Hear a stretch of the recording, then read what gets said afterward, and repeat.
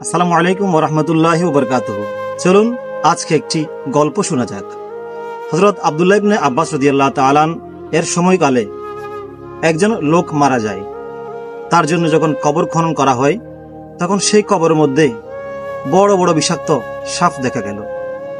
এবার লোকেরা আব্দুল্লাহ ইবনে আব্বাস রাদিয়াল্লাহু তাআলার কাছে গেলেন, হুজুর, এই মৃত ব্যক্তির জন্য যেই কবর খনন করা হলো সেই কবরের মধ্যে বড় বড় সাপ পাওয়া যাচ্ছে।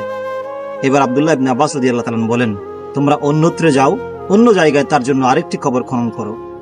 সেখানে গিয়ে দেখে গেল সেই কবরের মধ্যেও বড় বড় সাপ দেখা যাচ্ছে, বিশাল সাপ ফনা তুলে বসে আছে। আবার আব্দুল্লাহ ইবনে আব্বাসের কাছে আসলেন, হুজুর, ওই কবরের মধ্যেও তো বিষাক্ত সাপগুলো ফনা তুলে বসে আছে কামড় দেওয়ার জন্য। এবার আব্দুল্লাহ ইবনে আব্বাস ওই মইয়তের ওয়ারিসকে ডাকলেন, ডেকে জিজ্ঞেস করলেন তার আমলনামা কেমন ছিল। তখন তারা বললেন, হুজুর, তার সমস্ত আমলনামা ঠিক ছিল, তবে তিনি যাকাতের টাকা আদায় করতেন না।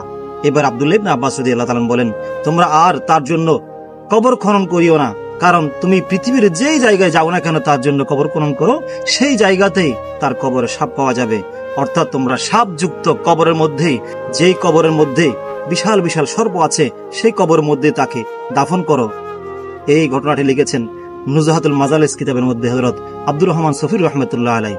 আল্লাহ তাআলা আমাদেরকে যাকাত সঠিক নিয়ম আদায় করে বিশাল সর্প থেকে বেঁচে থাকার সেই তৌফিক দান করুক। আমিন। আসসালামু আলাইকুম ওয়া রাহমাতুল্লাহ।